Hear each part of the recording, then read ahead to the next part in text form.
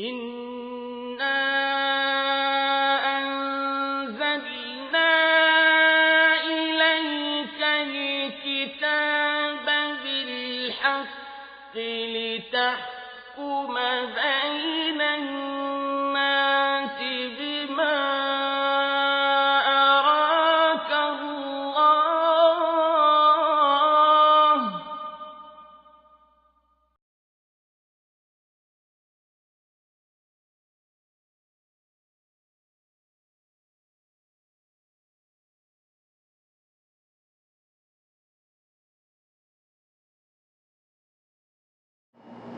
الحمد لله رب العالمين والصلاة والسلام على سيد الرسل وخاتم النبيين سيدنا ونبينا محمد صلى الله عليه وسلم وعلى آله وصحبه أجمعين. أما بعد فأعوذ بالله من الشيطان الرجيم. بسم الله الرحمن الرحيم. يقول الله عز وجل: إن علينا جمعه وقرآنه ثم إن علينا بيانه. وقال جل وعلا: إنا أنزلنا عليك الكتاب لتبين للناس ما نزل إليهم. وقال النبي صلى الله عليه وسلم: الدين النصيحة. یہ دوسری قسط ہے ہمارے اس مقالہ کی، جس کا عنوان ہے مرزا غلام احمد قادیانی کا وحی مطلوب، یعنی قرآن کریم، اور وحی غیر مطلوب یعنی حدیث رسول صلی اللہ علیہ وسلم کے ساتھ تعامل۔ پہلی قسط میں ہم نے وحی مطلوب کے بارے میں مرزا غلام احمد قادیانی کے تعامل کا ذکر کیا، اور اس حلقے میں ہم اس کی وحی غیر مطلوب یعنی حدیث رسول صلی اللہ علیہ وسلم کے بارے میں تعامل کو ذکر کرتے ہیں۔ حق تعالی شانہ نے حضور اکرم صلی اللہ علیہ وسلم کو قرآن حکیم عطا کیا، پھر اس کا بیان بھی سلجھایا۔ امت مسلمہ کے ہاں حدیث رسول صلی اللہ علیہ وسلم کو یہ مقام حاصل ہے کہ وہ قرآن کریم کے بعد دوسری اساسی بنیاد ہے، دوسری اساسی وہ چیز ہے جسے شریعت میں مرجعیت حاصل ہے،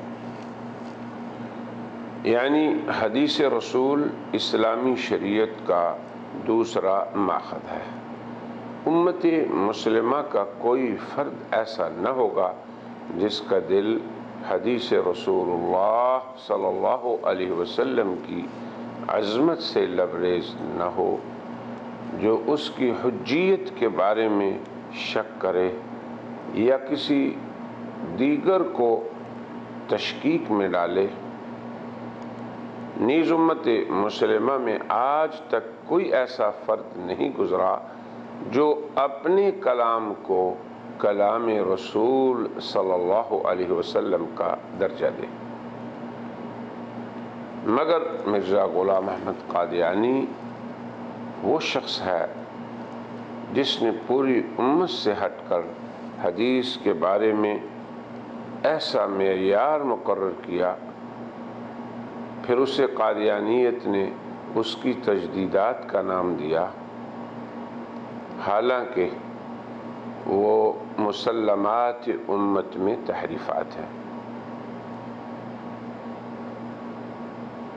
اس نے حدیث رسول کی مقبولیت کو اپنے الہام کے موافق ہونے کے ساتھ مشروط کر دیا، یعنی حدیث رسول وہ مقبول ہوگی جو مرزا غلام احمد کے الہام سے موافقت کرتی ہو۔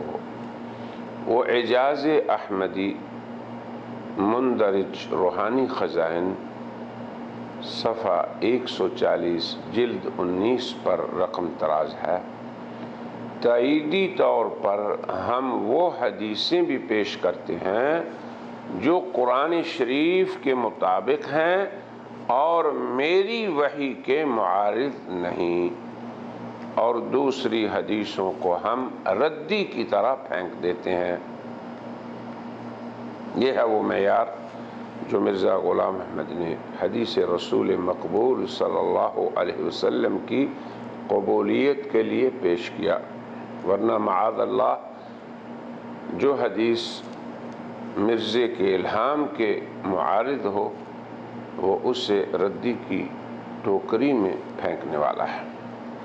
اور چونکہ مرزا کے معتقدات مخالف قرآن ہونے کے ساتھ ساتھ مخالف حدیث بھی ہیں، اسی لیے اس کی اسی شرط نے بجائے حدیث کے مخالف عقائد کو پھینکنے کے معاذ اللہ ان حدیث رسول کو پھینکنے کا ضابطہ بنا لیا، وضع کر لیا جو اس کے معتقدات کے معارض و مخالف ہیں۔ اور دوسری طرف اس کا یہ دعویٰ بھی ہے کہ وہ امتی نبی ہے، یعنی محمد الرسول اللہ کا امتی ہے جو آپ کی اطاعت سے نبوت کے درجے تک پہنچا خلاف شریعت امر۔ وہ ذلی نبی ہے خلاف شریعت امر، بروزی نبی ہے خلاف شریعت اور قرآن و سنت کے خلاف امر۔ اب امتی ہونے کے ناطے تو اس کے الہامات کی کوئی شرعی حیثیت نہیں، بلکہ کسی امتی کے نظریات کی صحت و بطلان کا میزان ہی قرآن و سنت ہے، نہ کہ کوئی یہ کہے کہ حدیث رسول کی قبولیت یا صحت کا معیار فلاں امتی کے نظریات قرار دے کہ اگر اس کے نظریات کے خلاف ہوگی تو وہ حدیث قبول نہیں، اور یہ کہا جائے کہ اگر حدیث فلاں شخص کے معتقدات و نظریات کے مخالف نہیں تو وہ حجت ہے، ورنہ ردی میں پھینکنے کے لائق۔ دراصل یہ مرزا غلام احمد کی خلاف شرع منطق ہے یا تجدید جو تحریف ہے، اور یہ طرز عمل ابنائے ملت قادیانیت انہیں دعوت فکر و تأمل بھی ہے۔ قادیانی حضرات کو چاہیے کہ وہ بھی امت مسلمہ کی طرح قرآن و سنت کی تعلیمات اور جناب نبی کریم صلی اللہ علیہ وسلم اور امت کے سلف و خلف کے مابین اس اجماعی ضابطے کی رعایت کرتے ہوئے خود مرزا غلام احمد کے نظریات کو کتاب و سنت پر پیش کریں، پھر ان کے قرآن و سنت کے مخالف ہونے کی بنا پر ہی انہیں رد کر دیں، یعنی رد اور قبول کسی بھی نظریے کی کتاب و سنت ہے۔ یہی اللہ تعالیٰ اور اس کے رسول کی اطاعت ہے، اور یہی ان کی قیمتی ہدایات کی تطبیق بھی ہے، بلکہ حسن تطبیق ہے۔ یہی حق پر استقامت ہے، یہی اللہ اور اس کے رسول کی رضا کا موجب ہے، اور یہی سعادت دارین کا ضامن بھی۔ قرآن کریم کا ارشاد ہے، اے ایمان والو، تم اللہ اور رسول کی بات پر کسی کو مقدم نہ رکھو اور اللہ کا تقوی اختیار کرو، یقیناً وہ خوب سننے والا خوب جاننے والا ہے۔ نیز ارشاد ربانی ہے، تمہیں جو کچھ رسول صلی اللہ علیہ وسلم عطا کریں لے لو، اور جس سے وہ تمہیں باز کریں اس سے باز آ جاؤ۔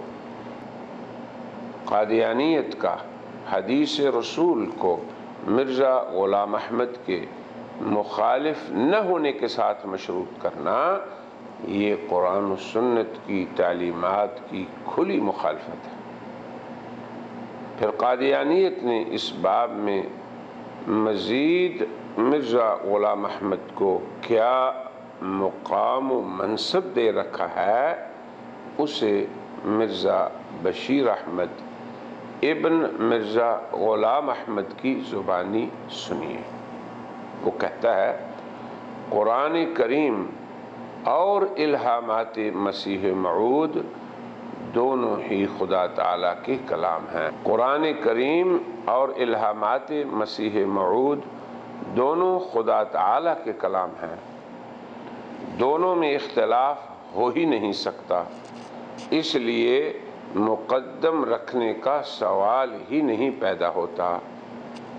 حدیث تو 20 راویوں کے پھیروں سے ہمیں ملی ہے اور الہام براہ راست، اس لیے مرزا صاحب کا الہام مقدم ہے، نہ اس لیے کہ وہ رسول اللہ کے قول سے معتبر ہے بلکہ اس لیے کہ اس کے راویوں سے معتبر ہے۔ یعنی مرزا کے قول کے راوی حدیث کے راویوں سے زیادہ معتبر ہے۔ مسیح موعود سے جو باتیں ہم نے سنی ہیں وہ حدیث کی روایت سے معتبر ہیں، کیونکہ حدیث ہم نے آن حضرت صلی اللہ علیہ وسلم کے منہ سے نہیں سنی۔ سچی حدیث اور مسیح موعود کا قول مخالف نہیں ہو سکتے۔ یہ ہے وہ مقام و منصب جو قادیانیت نے مرزا غلام احمد کو دیا۔ مرزا بشیر احمد کے اس بیان میں مندرجہ ذیل امور کا ذکر ہے۔ نمبر 1، قرآن مرزا کے کلام سے مقدم نہیں۔ نمبر 2، حدیث کے راویوں سے مرزا کے قول کے ناقلین معتبر ہیں۔ نمبر 3، چونکہ جناب رسول اللہ صلی اللہ علیہ وسلم اور ابنائے ملت قادیانیت کے درمیان بہت سے راویوں کے واسطے ہیں، لہذا مرزا کا کلام زیادہ قابل اعتبار ہے حدیث رسول سے، کیونکہ ان کے اور مرزا کے درمیان واسطے نہیں یا کم واسطے ہیں۔ یہ تو ایک طرف مرزا بشیر احمد جو ابن ہیں، بیٹے ہیں مرزا غلام احمد قادیانی کے، ان کی تحریر ہے اور اس کا بیان ہے۔ حالانکہ حق یہ ہے اور سچ یہ ہے اور مسلمان امت کا عقیدہ یہ ہے کہ اللہ اور رسول اللہ کا کلام ہر دیگر کے کلام سے یقیناً مقدم ہے۔ کلام اللہ وحی مطلوب اور کلام رسول وحی غیر مطلوب، اور ہر دو وحی محمدیہ کی دونوں قسمیں ہیں۔ وحی مطلوب قرآن حکیم ہے، وحی غیر مطلوب احادیث رسول ہیں، دونوں مقدس وحی ہیں، دونوں حق ہیں، دونوں نور ہیں، جن کے مخالف کسی دیگر کا کوئی الہام، کشف یا بقول اس کے وحی ہرگز ہرگز نہ مقدس ہے نہ معتبر۔ لہذا ہماری مخلصانہ دعوت ہے ابنائے ملت قادیانیت کو، اور اللہ تعالیٰ سے عمومی انسانیت کے لیے دعا بھی ہے کہ وہ انہیں ان باطل تعلیمات سے محفوظ رکھے جو قرآن و سنت کی حقیقی عظیم تعلیمات سے معارض ہوں یا ان کے مخالف ہوں۔ حق تعالی شانہ انسانیت کو عموماً اور ابنائے ملت قادیانیت کو خصوصاً قرآن و سنت کی عظمتوں سے آشنائی عطا فرمائے۔